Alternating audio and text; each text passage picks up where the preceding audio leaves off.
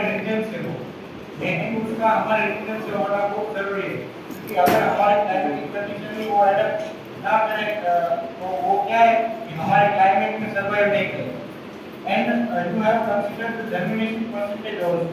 You can go for the selection of the seed with a germination percentage of more than 90%.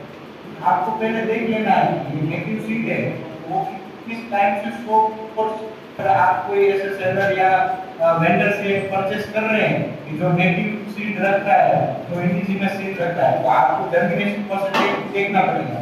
अगर ऐसा हुआ कि आपने सीधा लेके आपने बो दिया, अगर वो जर्मिनेट ही नहीं हुआ तो आपका जो सीजन है वो फेल हो सकता है। ठीक है, तो हमें पहले कौन से क्राइटेरिया देखते हैं कि consider the origin of the seedling from where they have grown. If the seedling are from the Himachal Pradesh and you are living in the Rajasthan, you cannot purchase them to grow a successful। अगर आप महाराष्ट्र से है और आप गुजरात का कोई seed ले रहे हैं तो आपको काफी दिक्कत होगी कुछ पेस्ट या कुछ क्लाइमेटिक कंडीशन को एडॉप्ट करने के लिए अपने variety, because those seedlings were adapted to the low temperature region, so they cannot grow well in the high temperature region। अगर ऐसा है कि आपके यहाँ पे टेम्परेचर हाई रहता है और हमारे यहाँ लो रहता है, तो लो टेम्परेचर में जो नेटिव सीड डेवलप हुआ है वो जो हाई टेम्परेचर है उसमें सर्वाइव नहीं कर सकता। That's why once check with the shopkeeper from where did you bring the seedlings। Then after most important है consider the morphological quality। The seedlings should be good at the morphological quality and appearance and physiological quality and ability to adapt the weather, climate and grow। Seedlings should not be a broken, leaves should be green, healthy and should have the healthy root growth। It should not be a physically damaged। उसको damage है, अगर आपको लगता है कि आपने जो seed लिया है, सीडलिंग्स लिया है वो डैमेज है या कोई डिसीज या पेस्ट से इन्फेस्टेड है, तो आपको परचेस करना नहीं। This means no damage to any parts of the plant। Observe those features before buying the seed। Then after आता है fruit and fruit growth। Next feature is consider the well developed leaves, twigs and roots। आपको well developed variety लेनी है। Do not select the slow growing plants with the small leaves।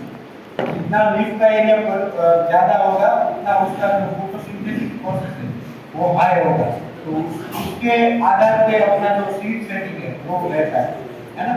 Then selection of the best bulbs and fronds। Bulbs and fronds are mainly used for the propagation of flowering plants, tuber crops and bulbaceous crops। To get more flowers, select the healthier mature bulbs more। Pay attention to the size। हमें जो seedling लेना है वो अच्छी size लेना है for getting a healthy plant growth and to have a select bigger size bulb and fronds। Slightly tweak the bulb and fronds if they are soft, do not select those bulbs and fronds। And then next point is consider always avoid the nourished bulb। Then preparation of planting material। आपको कैसे planting material prepare करना है। अगर seed है आपके पास तो आपको उसकी सीड गवर्नमेंट से ब्रेक करनी होगी, तो वो कैसे करेंगे। Then after planting a material selected, they are prepared in a different way before they are planted। हमें बोने से पहले कोई भी सीड है उसको बोने से पहले क्या करना पड़ेगा, तो उसको प्लांटिंग मटेरियल को हमें प्रिपेयर करना है।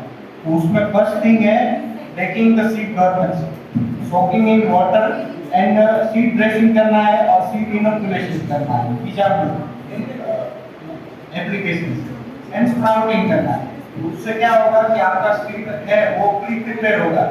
आपको पता ही होगा कि आपके पेड़ में जो राइज करते हैं पेडी ग्रोअर्स जो है वो पहले सीडलिंग तैयार करते हैं नर्सरी, तो वो उसको पूरा उसको नरिश करके नर्सरी में ही सीडलिंग डेवलप करते हैं।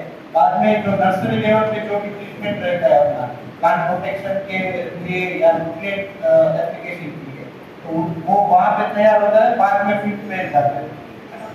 तो ब्रेकिंग द सीड डॉर्मेंसी, हम सीड डॉर्मेंसी कैसे ब्रेक करेंगे। Some seeds undergo the dormancy period between the maturity and the time they are sprouted। तो dormancy किसको बोलते हैं।